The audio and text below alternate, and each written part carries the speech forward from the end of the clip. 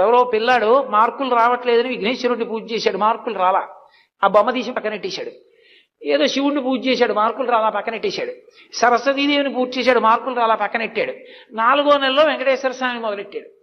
అగరత్తులు తీసుకొచ్చి వెలిగించి ఆయనకి ఇలా చూపిస్తున్నాడు. పొగ అక్కడ ఉంటుందా? అలా పోయి మేడమెట్ల కింద పెట్టిన విగ్రహాల దగ్గరికి వెళ్ళింది.